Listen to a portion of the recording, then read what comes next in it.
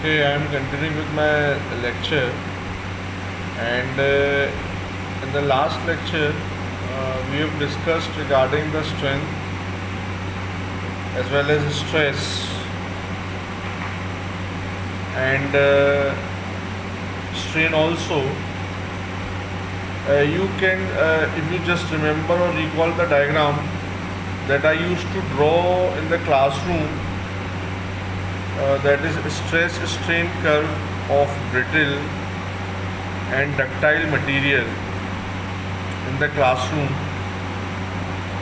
So I used to take the example, means taking the example of the brittle, that is ductile material, that is mild steel. And if you recall, just recall, I used to draw the diagram between stress and strain. So the line which I was to draw at between stress in y-axis and strain in x-axis. So line where stress was directly proportional to strain. Till that point, if load is removed from the material, it will regain its original shape. So this was nothing but Hooke's law, where stress is directly proportional to strain. So if load is removed from that point, it is nothing but the elastic limit.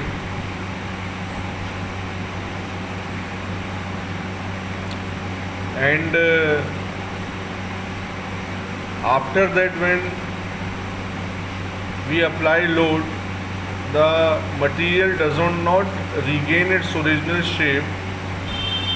So it is nothing but it has entered into the plastic limit.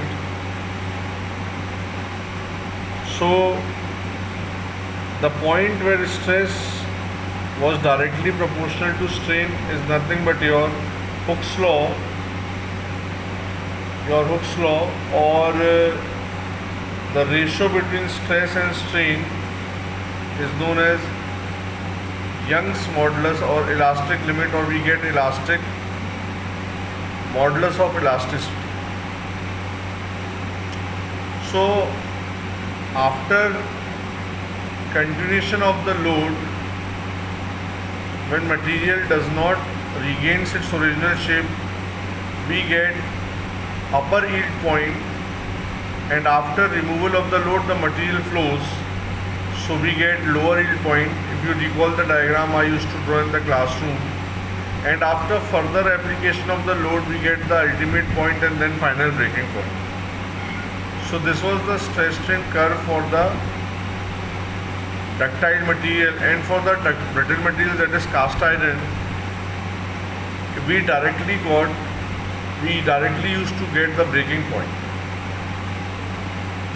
after crossing the plastic limit, elastic range. So ratio of stress upon strain is your capital E, that is Young's modulus of elasticity or elastic constant. The next property that I will be discussing with you, that is the mechanical property, is the hardness. Hardness is nothing but the resistance offered by the material to the penetration or the indentations or scratching. After hardness, I am moving over to the another property, that is malleability. So it is the capability of the material to withstand deformation under compression. So when material is compressed, it can be drawn into the sheets, or if it is stressed, it can be drawn into wires. So these properties are known as malleability and ductility. Moving ahead to another mechanical property, that is toughness. It is the capacity to bear the impact loading. It is measured with the help of Charpy test. A test is there. In the similar fashion, there is Vickers hardness test for measuring hardness of the material. So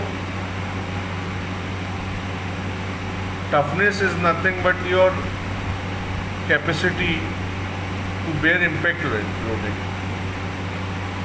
So moving ahead to another property. So I have discussed what was malleability,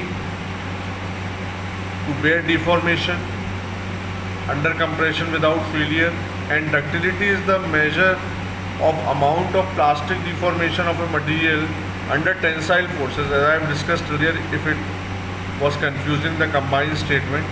One is the capacity to bear the deformation under compression, that is malleability, and one to bear the capacity under tension, that is your ductility. So it is also known as ability to be drawn into wires, that is ductility, and malleability to do ability to drawn into sheets. Then brittleness, when body breaks easily under the application of the load without showing any elongation, is known as brittle. It is known as brittleness, or it is said to be the brittle body, and this property is known as brittleness. Then we have resilience. Resilience is defined as the strain energy stored under the external loading. And next, creep, the property of the material due to which it is progressively deformed under the application of the load very slow. So these were some of the mechanical properties of the engineering materials, and the question that forms in the university examination is that with the help of the neat diagram, draw stress strain curve for brittle and ductile material and explain some of the mechanical properties of engineering materials. So the assignment I am just giving you go through the hardness testing, that is test which is performed for doing hardness as well as for toughness.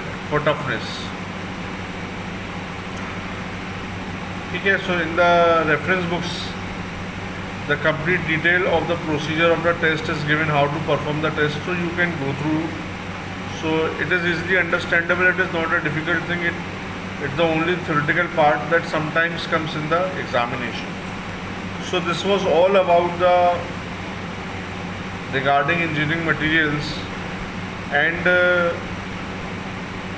in the subsequent lectures I will be discussing some of the contents of the useful engineering materials such as wrought iron, what are its composition, cast iron, grey cast irons, and steel, alloy steels, high carbon steels, medium steels, mild steel, and all those things.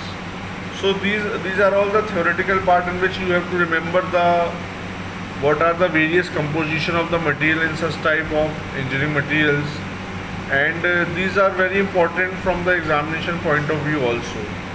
So you can also go through the reference books what are the various composition of the materials. So in this particular unit we have only these things only regarding the engineering materials and the composition, and please take this assignment also, that with the help of the neat sketch explain carbon iron equilibrium diagram. I have discussed this thing several times in the classroom. So you go through the carbon iron equilibrium diagram. So it's not a difficult thing, you just go through and you will see that as temperature increases we get the various forms of carbon of iron in that. So this is we get different forms due to the change of the atoms in the lattice. So that is recorded with the increase in the temperature, is known as carbon iron equilibrium diagram. So it's not a difficult thing, you can go through the books and it is easily understandable.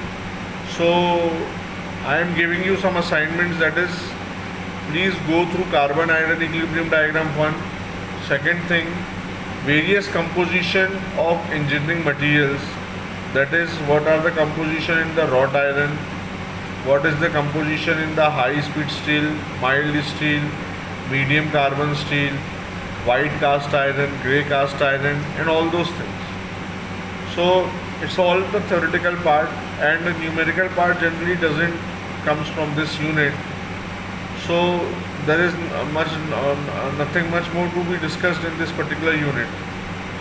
So you please go through all these things, and I think so we have covered up nearly all the things.